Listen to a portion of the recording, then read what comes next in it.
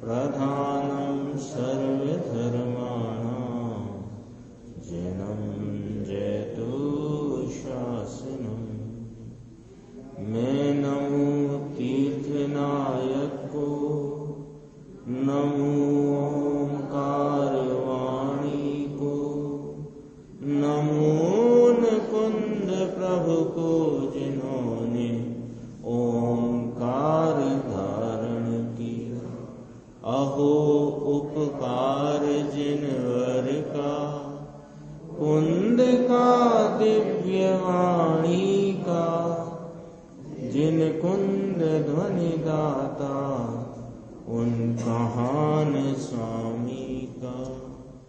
नमिऊण जिणम वीरम, अनंत वर्णान दंसन सहावम, वोक्षामिणीयम सारम, केवली शुद्ध केवली भणिदम। श्री नियम सार जी परमागम ग्रंथ है। इसके 11वें नंबर और 12वें नंबर की गाथा, इस पर अपनी स्वाध्याय पूज्य गुरुदेव श्री के व्याख्यान के आधार से चलती है। 232 नंबर पेज है। कल जो चर्चा चल रही थी कि कार्य स्वभाव ज्ञान उपयोग और कारण स्वभाव ज्ञान उपयोग, तो कार्य स्वभाव ज्ञान उपयोग को तो कहा सकल प्रत्यक्ष, और कारण स्वभाव ज्ञान उपयोग को कहा स्वरूप प्रत्यक्ष।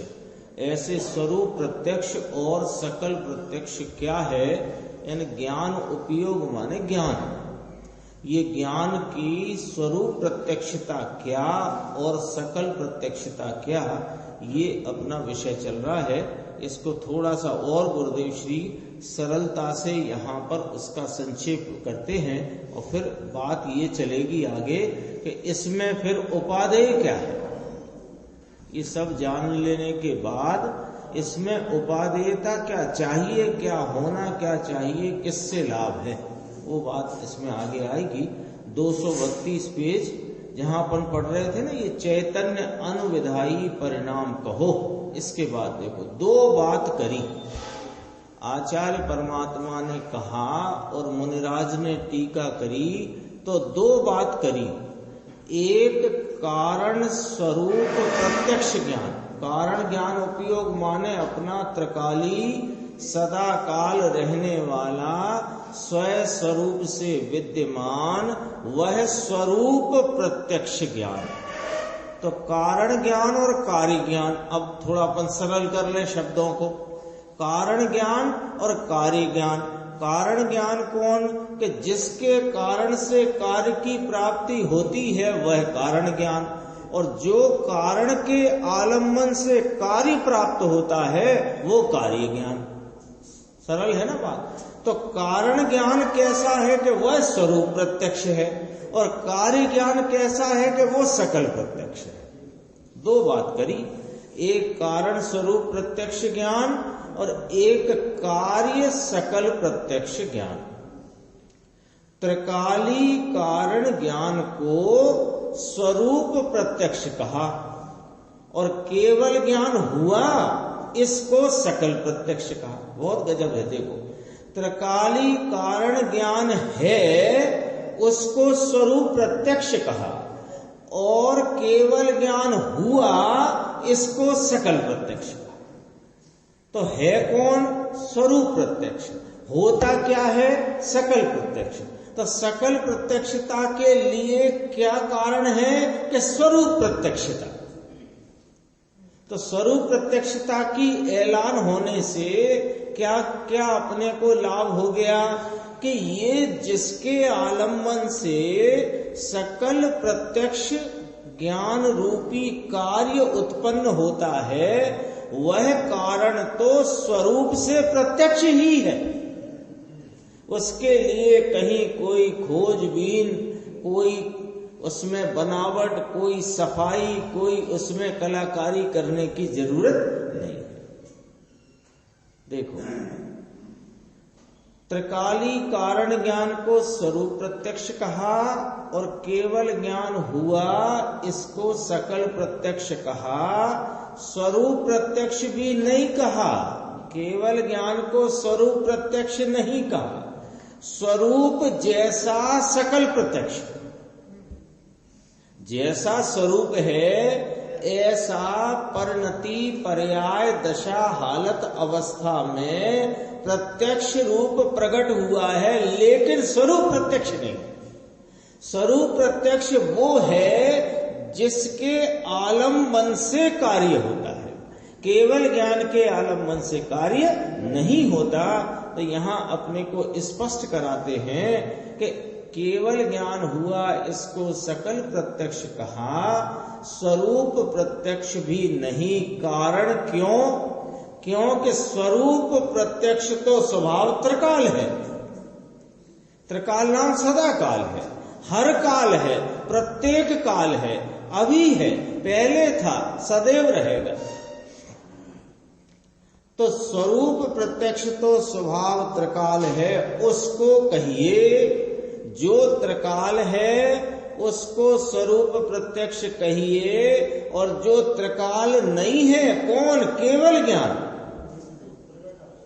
कार्य ज्ञान कहो, कार्य स्वभाव ज्ञान उपयोग कहो, केवल ज्ञान कहो, सकल प्रत्यक्ष कहो, ये सकल प्रत्यक्ष प्रगटा हुआ कार्य है। आप हम बैठे हैं, हमको केवल ज्ञान है? नहीं है, लेकिन कारण ज्ञान है कि हाँ है। कार्य ज्ञान है? नहीं है। कारण ज्ञान है कि है। तो कारण ज्ञान किसको नहीं है? कि सबको है। और कार्य ज्ञान किसको है? कि वे परमात्मा विराजते हैं, उनको है। तो वो हुआ है और ये है, ये त्रिकाली है, वो प्रगटता है। फर्क दोनों स्वरूप प्रत्यक्ष और सकल प्रत्यक्ष में क्या फर्क है वो चर्चा चलती है। केवल ज्ञान भी सकल प्रत्यक्ष, स्वरूप प्रत्यक्ष पूरा नहीं।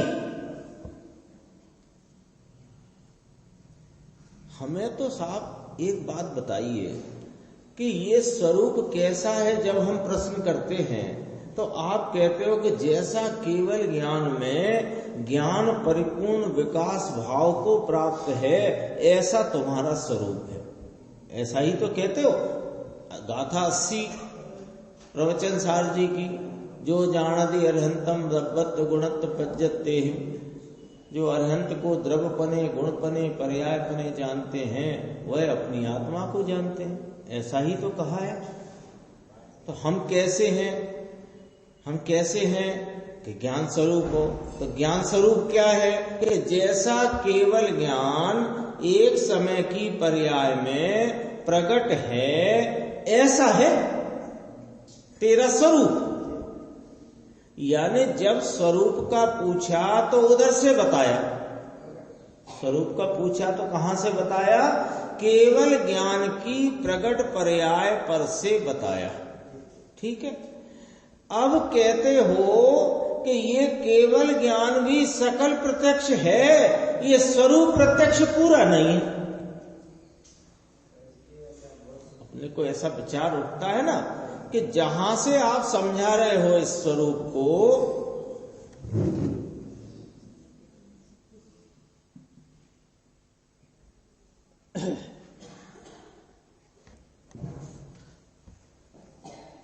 जहां से आप इस स्वरूप को समझा रहे हो वहां से आप समझाते हुए इस स्वरूप को बताते हो और फिर कहते हो कि वो जो सकल प्रत्यक्ष केवल ज्ञान है वह स्वरूप प्रत्यक्ष पूरा नहीं।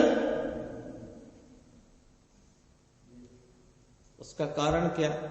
कारण ये है स्वरूप प्रत्यक्ष खान है और केवल ज्ञान उस खान में से निकला हुआ एक भाग है। वो भाग पर से खान दिखाते हैं लेकिन वो भाग खान जितना नहीं।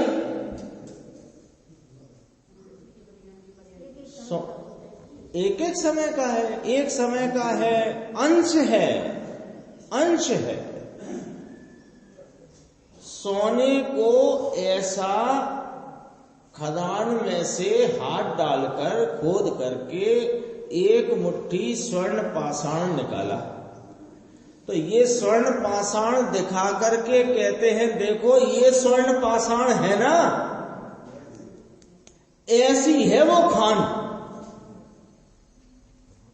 सामान्य खान नहीं है वो जिसमें से पत्थर सीमेंट निकले, ये चूना निकलने की खान नहीं है।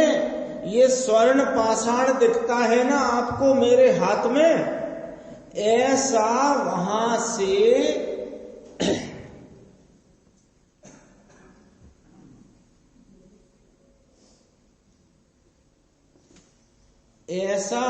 से निकलने वाला, ऐसे निकले ये खान है। तो खान की पहचान हाथ में दिखाए हुए स्वर्ण पाषाण से कराई, लेकिन समझने वाले ने क्या समझ लिया, ये तो मुट्ठी भर है, वो तो खान है। ऐसे एक समय के सकल प्रत्यक्ष केवल ज्ञान पर से जो इस ज्ञान स्वभाव के स्वरूप को बताया, तो ये समझदार को समझ लेना चाहिए कि ये केवल ज्ञान तो उस स्वरूप में से प्रगटा हुआ एक समयवर्ती कार्य मात्र है। ऐसे अनंते केवल ज्ञान के परिणाम अनंत काल तक उपजते रहे, ऐसा यह स्वरूप प्रत्यक्ष कारण ज्ञान स्वभाव उपयोग है। ये इसका भाव है। देखो ऐसे केवल ज्ञान के पर्याय अनंते ज्ञान गुण में पड़े हुए हैं। ये स्वरूप प्रत्यक्ष ज्ञान के आश्रय से यह केवल ज्ञान होता है। यहां से वो बात की तरफ चल रहे हैं अपन कि अपने को उपादेय क्या है, चाहिए क्या हमको। आखिर हम यहाँ रोज 1 घंटे पौना घंटे बैठ करके क्या बात की खोज कर रहे हैं कि हमें चाहिए क्या, जिससे हमारी परिणति में ज्ञान दर्शन सुख चारित्र का बेहद खजाना खुल जाए।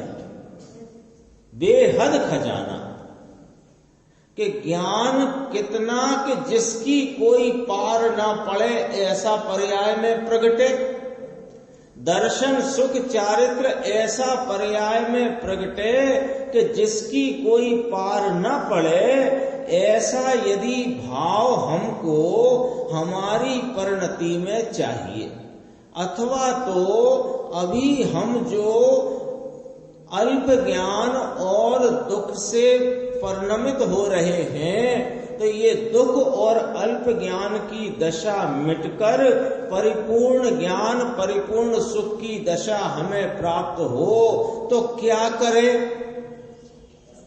कि स्वरूप प्रत्यक्ष की तरफ चलो। स्वरूप प्रत्यक्ष की तरफ चलो। क्यों चले स्वरूप प्रत्यक्ष की तरफ? अरे ये जो तुम्हें सकल प्रत्यक्ष चाहिए ना, ये जो तुम्हें सकल प्रत्यक्षता चाहिए, वो सकल प्रत्यक्षता पूरी नहीं है। पूरा तो स्वरूप प्रत्यक्ष जो अपना बेहद ज्ञान स्वभाव कारण स्वभाव त्रिकाली भाव है, वो है। तो फिर उपादेय क्या रहा? केवल ज्ञान उपादेय रहा कि कारण ज्ञान उपादेय रहा? क्योंकि केवल ज्ञान तो सकल प्रत्यक्ष है और यह कारण ज्ञान तो स्वरूप प्रत्यक्ष है, सकल प्रत्यक्ष अकेला नहीं। और केवल ज्ञान स्वरूप प्रत्यक्ष पूरा नहीं है। ये तो एक समय की अवस्था में ज्ञान की परिपूर्ण खिलावट का भाव तो है, लेकिन किसके आलम्बन से आता है ये ज्ञान का परिपूर्ण भाव? कि देखो, ज्ञेयों से तो आता नहीं, कर्मों के सद्भाव अभाव और उपसम्य से क्षयोपसम्य से आता नहीं। क्यों नहीं आता? कि प्रारंभ में ही इस बात का ऐलान किया था कि चैतन्य का अनुसरण करने वाला जो परिणाम है वह ज्ञान है, वह उपयोग। ज्ञेयों के अनुसरण करने वाले परिणाम को ज्ञान कहते हैं क्या? ऑब्जेक्टिव टाइप प्रश्न है अंशी, बताओ। ज्ञेयों के अनुसरण करने वाले परिणाम को क्या ज्ञान कहते हैं कि नहीं? नहीं कहते।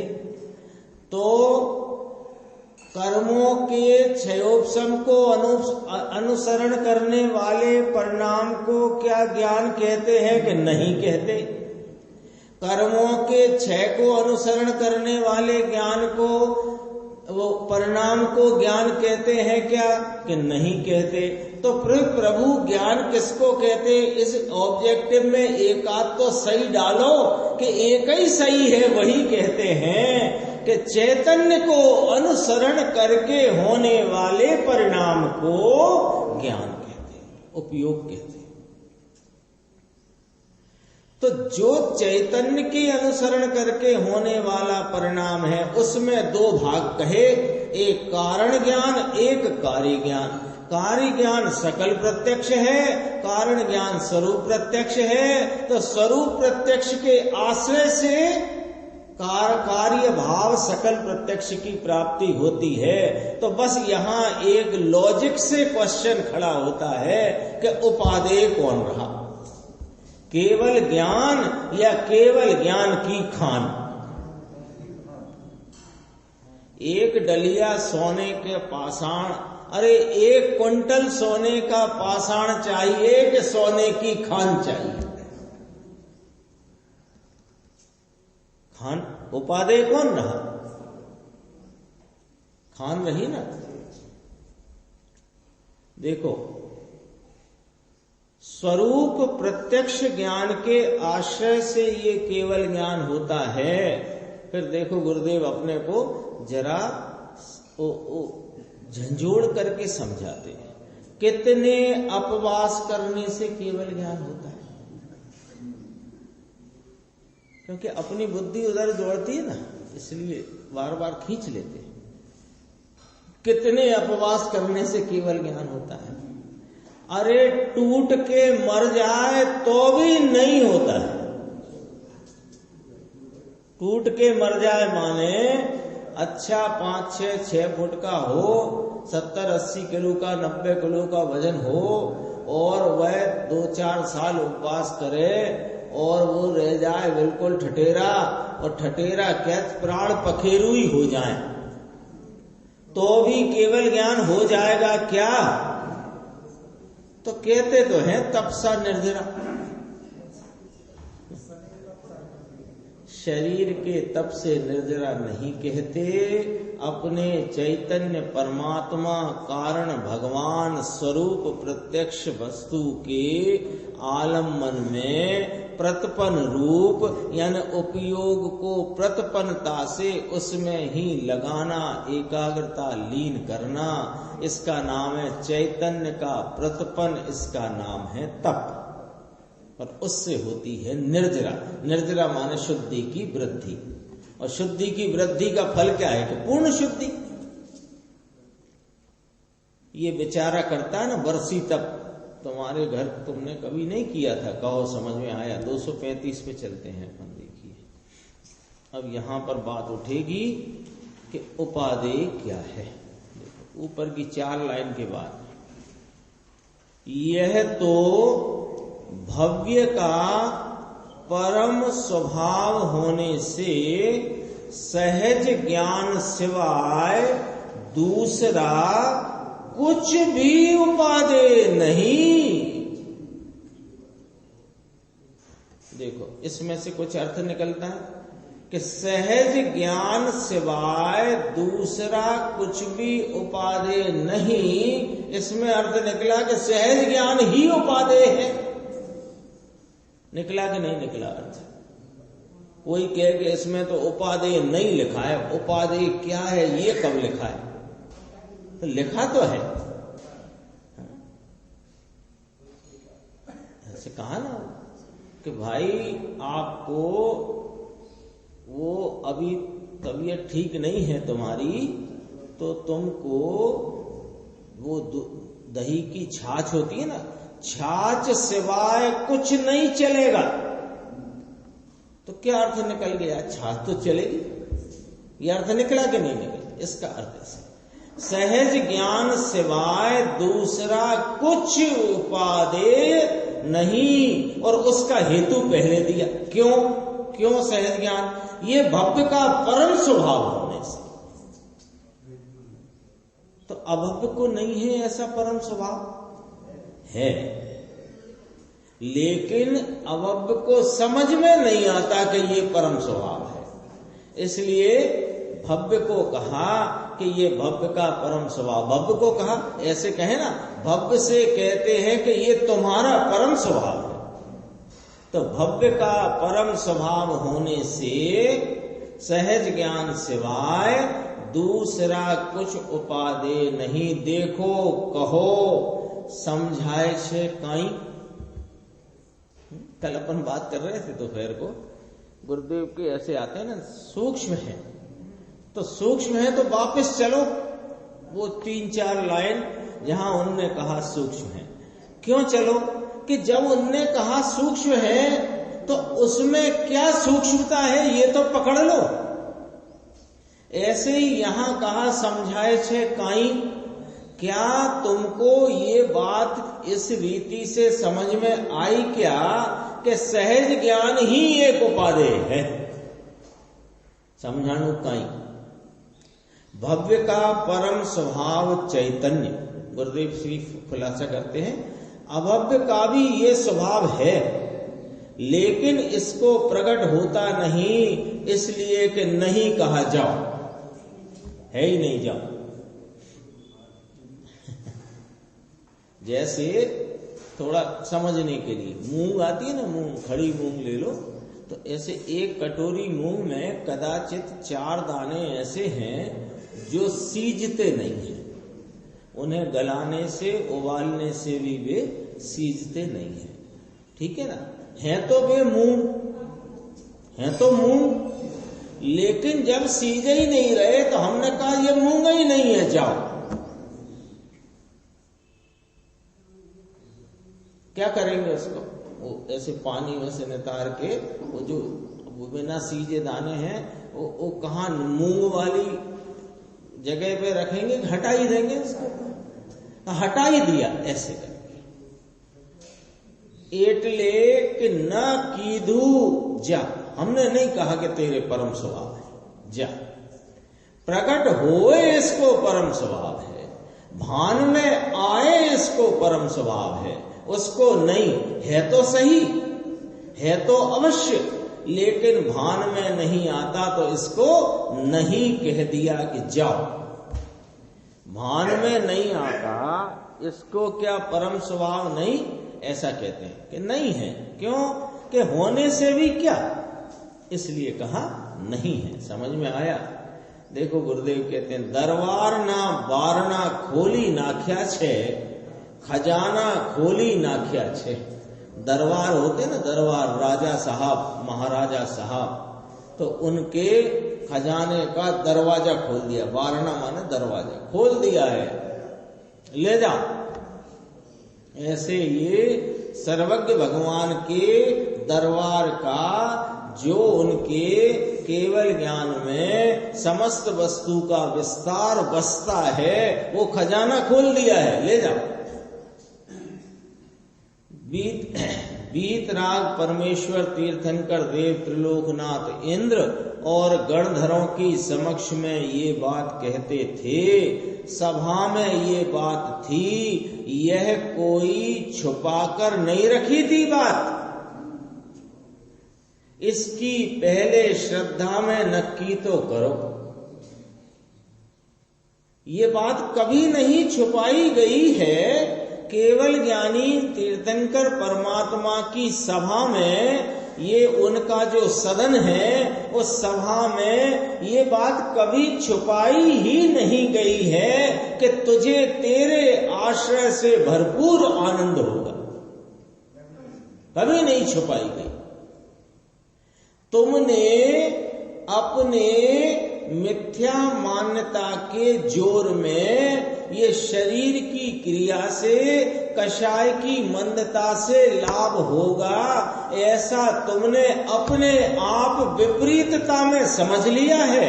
वहां की सभा में तो ये बात कभी छुपाई ही नहीं गई कि तू तेरे इस परम स्वभाव का आश्रय ले और जा सादी अनंत काल आनंद की प्राप्ति कर।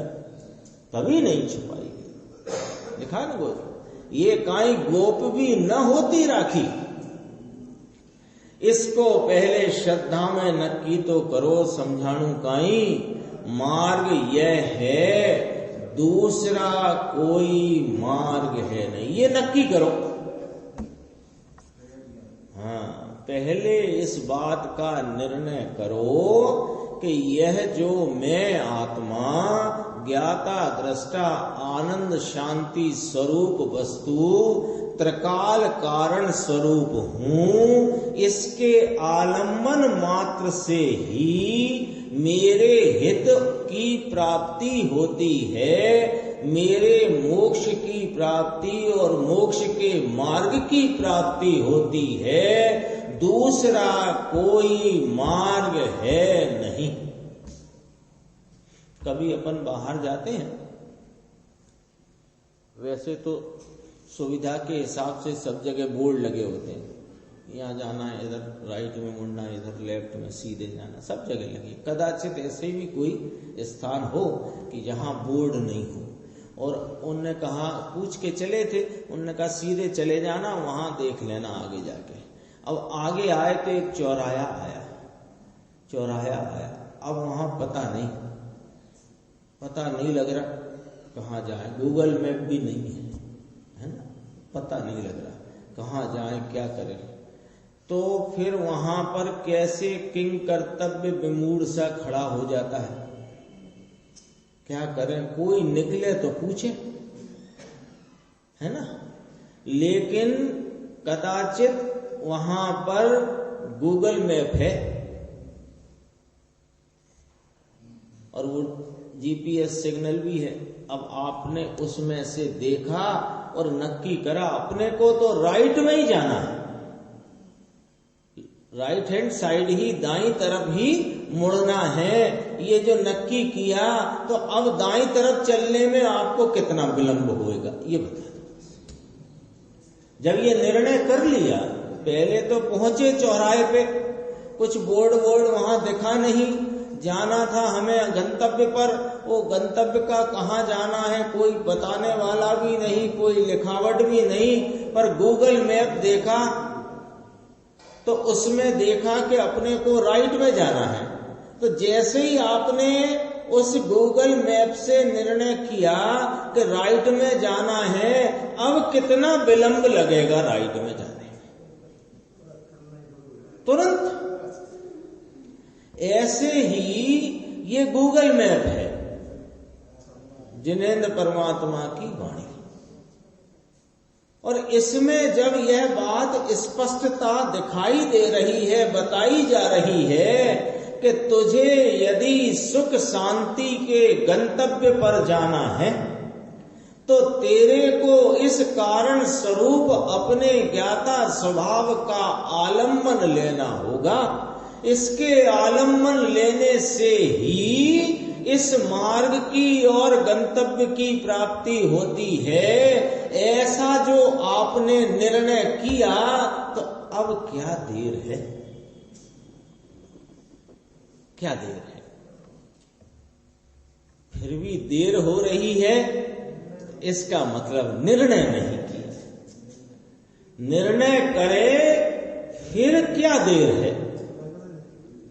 इसलिए ये करुणा सागर, ये महापुरुष पूज्य गुरुदेव श्री आचार्य भगवंतों के, मुनिराज संतों के हृदय में से वो गूगल मैप वाला नक्शा निकाल करके हमको बताते हैं कि हे भव्य प्राणी, तो परम स्वभाव स्वरूप है, तुझे यदि आनंद भाव प्राप्त करना है तो इस परम स्वभाव के आलम्बन में ही तेरे मार्ग और गंतव्य की प्राप्ति है, अन्य किसी रीति से नहीं। ये निर्णय कर तो फिर काहे का विलंब है। अभी तो चल रहा था 34वां कलश। निर्णय कर। हमको क्या एक भ्रांति हो गई है कि हमको निर्णय तो हो गया है, अब कार्य कैसे होए। निर्णय ही नहीं हुआ है, अभी तुम्हारे निर्णय में गलत बातें अभी भी फीड पड़ी हुई है। इस परिणाम से लाभ होगा, उस परिणाम से लाभ होगा, थोड़ा ये तो चाहिए, थोड़ी कषाय की मंदता तो चाहिए, बिना कषाय की मंदता के कैसे होगा, बिना शरीर की कुछ शुद्धि बुद्धि के कैसे होगा। ये जो वायरस पड़ा हुआ है वो निर्णय को खड़ा नहीं होने देता। निर्णय की बात इतनी उजागर रोज आने पर भी वो वायरस है ना, पुण्य में उपादेयता का, कषाय की मंदता की उपादेयता का जो वायरस चल रहा है, ये तेरे निर्णय को प्रकट नहीं होने देता, इसलिए विलंब है। ये वायरस दूर करो। देखो कहते हैं दूसरा कोई मार्ग है नहीं, सहज ज्ञान।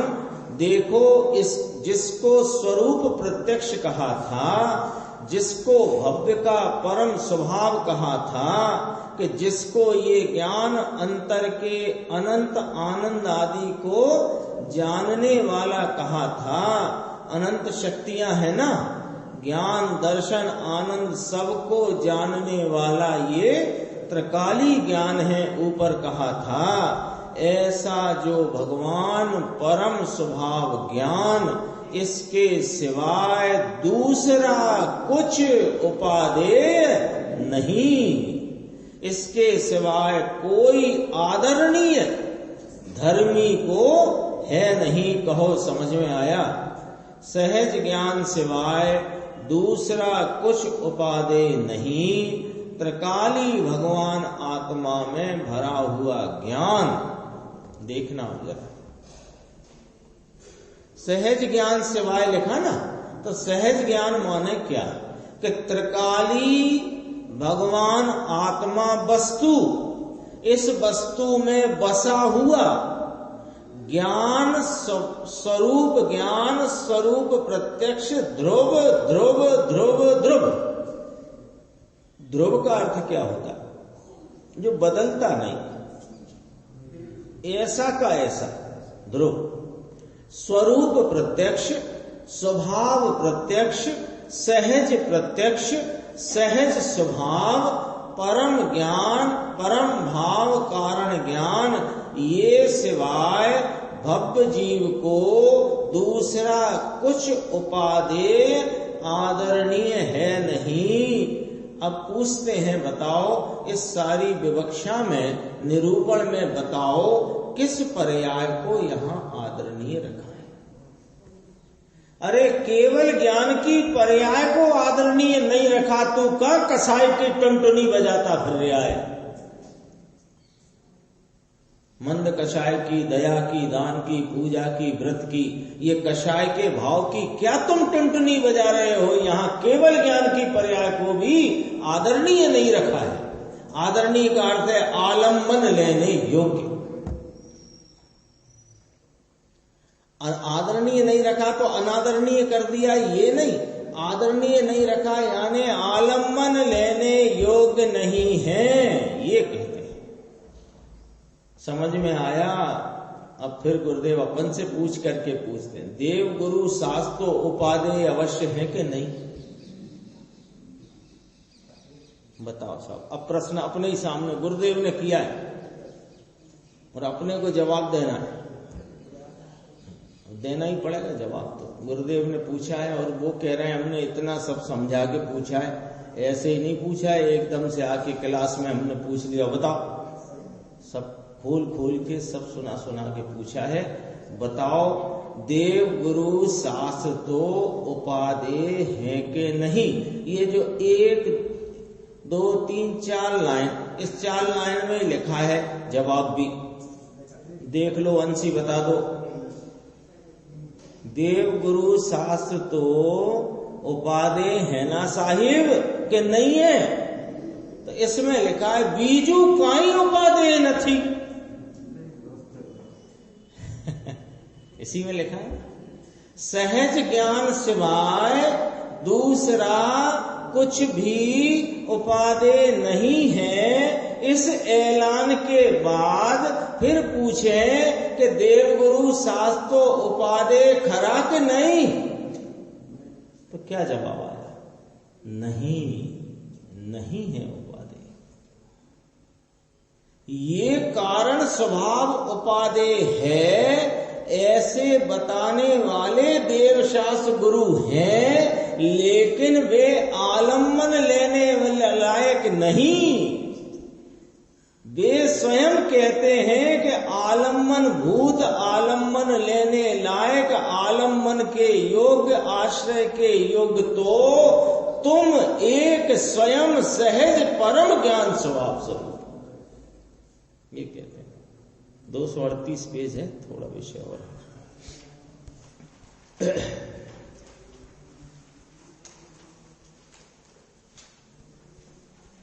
ये बात हुई ना अपनी, कुछ भी बीजू काई उपादेय नहीं, दूसरा कुछ भी उपादेय नहीं है। तब अब यहां पर अपन ने 4 बोल आए थे, किसके? इस उपादेय तत्व के, उसी टीका में आए थे ना, उपादेय तत्व के। सदा सहज परम वीतराग सुखामृत और अप्रतिहत निरावरण परम चित्त शक्ति का रूप। और तीसरा, अपन तीसरे बोल से गुरुदेव की व्याख्या लेते हैं, सदा अंतर्मुख ऐसे स्वयं स्वरूप में अविचल स्थिति रूप सहज परम चारित्र। ये चारित्र स्वरूप चारित्र लेना, वो प्रगटने वाला चारित्र नहीं। ये सहज परम स्वभाव ही उपादेय है, सहज स्वभाव के अतिरिक्त दूसरा कुछ उपादेय नहीं। तो कुछ कारण कहो ऐसे ही। तो 4 उसके बोल यहाँ टीकाकार मुनिराज ने कहे। तीसरे बोल में कहा सदा अंतर्मुख ऐसा स्वस्वरूप, उसमें अविचल स्थिति रूप सहज परम चारित्र। अविचल स्थिति रूप सहज परम चारित्र ऐसा स्वभाव, आत्मा में अनादि अनंत है चारित्र। आत्मा है ना, आत्मा में इसके अंतर स्वरूप में यह उपयोग अविचल स्थिति रूप से रहे, ऐसा स्वाभाविक परम चारित्र इस आत्मा में अनादि अनंत है, वो चारित्र। इसमें भी सदा शब्द वापरा है। अंतर्मुख ऐसा अंदर अंतर्मुख स्वरूप है, पर्याय की यहाँ बात नहीं, अवस्था की बात नहीं। त्रिकाल आत्मा में अंतर्मुख ऐसा स्व स्वरूप में अविचल, अविचल शब्द है, चले नहीं, टिके, स्व स्वरूप ज्ञानानंद में अविचल चले नहीं ऐसा। स्थिति रूप माने स्थिरता रूप, सहज परम चारित्र यह आत्मा में अनादि अनंत पड़ा हुआ है। ये चारित्र अंदर की व्याख्या हुई। प्रगट चारित्र पर्याय की तो बात कहेंगे, बात प्रगट चारित्र तो वही है। प्रगट चारित्र पूर्वक केवल ज्ञान, प्रगट चारित्र स्वरूप में उपयोग की लीनता रूपी अवस्था, वो प्रगट चारित्र। और ये कौन सा चारित्र कहा जा रहा है? ये सहज परम चारित्र स्वभाव रूप। क्योंकि यदि इसमें स्वभाव ही नहीं हो तो फिर ये टिके कैसे? जैसे एक तार होता ना, तार, तो तार से आपने ये कुछ हिल रहा था तो आपने तार से बांध दिया, तो तार से बांध दिया तो वो तार में ऐसा स्वभाव है कि जिससे बंधे वो टिके। लेकिन आपने एक ऐसी कोई ढीली पूली रस्सी से बांधा है या स्प्रिंग से बांधा है तो उसका स्वभाव ही नहीं है कि वो टिकाए। इस आत्मा के उपयोग की लीनता वाला ऐसा इसमें स्वभाव अनादि अनंत पड़ा हुआ है कि उपयोग टिके, अविचल रहे, स्थिर रहे, ऐसा स्वभाव है। ऐसे स्वभाव के कारण वह पर्याय में स्थिरता होती है, ऐसा कहते हैं। ये तो अंतर स्वरूप में आत्म पदार्थ जो वस्तु है, ये ज्ञान विलास रूपी प्रभु है। इसमें अनंत चतुष्टय माहिला, माहिला माने अनंत चतुष्टय में 4 बोल हैं। पहले लिया बीतरागी सुखामृत, दूसरा लिया अप्रतिहत निरावरण परम चित शक्ति रूप, और अब ये तीसरा लिया अंतर्मुख ऐसे स्वयं स्वरूप में अविचल स्थिति रूप सहज परम चारित्र शांति वीतरागता आत्मा में त्रिकाल पड़ी है। इसको यहाँ चारित्र कहने में आता है। भारी बात भाई, परम चारित्र। अब चौथा बोल, पहले 2 में सदा सदा शब्द लिया था, एक में सदा का अर्थ अप्रतिहत लिया था। अप्रतिहत माने वापस गिरे नहीं, इसलिए यही ऐसे का ऐसा सदा। यहाँ अब श्रद्धा का वर्णन करते हैं। त्रिकाली श्रद्धा प्रकट संकेत पर्याय की बात नहीं। तीनों काल अविच्छिन्न अत्रुटक, अत्रुटक माने टूटे नहीं, ऐसा भगवान आत्मा में तीनों काल टूटे नहीं, छेदाए नहीं, छेद ना होए, यानी विच्छिन्नता ना होए, एक रूप रहे। ऐसा होने से सदा निकट ऐसी परम चैतन्य रूप की श्रद्धा, सदा निकट यह श्रद्धा आत्मा में अनादि अनंत पड़ी है। समझाए से कहीं आत्मा कैसा इसने सुना नहीं, मालूम नहीं, और ऐसे के ऐसे धर्म हो जाए तो भैया संभव नहीं है। क्योंकि आत्मा में धर्म होता है, आत्मा के आश्रय से धर्म होता है, आत्मा के लिए धर्म होता है, और आत्मा क्या है ये पता किए बिना धर्म कैसे हो जाए, इसकी खबर बिना सब प्रोसद किया, प्रतिक्रमण किया, क्या होगा पोपट भाई, ये किया था ना, धूल में भी धर्म नहीं। तुझको अभी आत्मा कौन है? सर्वज्ञ परमेश्वर त्रिलोकनाथ परमात्मा ने केवल ज्ञान में प्रत्येक का आत्मा ऐसा देखा है। कैसा? ये 4 बोल में कहा ऐसा। थोड़ी चर्चा शेष है, अपन आगे की स्वाध्याय में लेके फिर आगे अपना विषय इसमें चलेगा।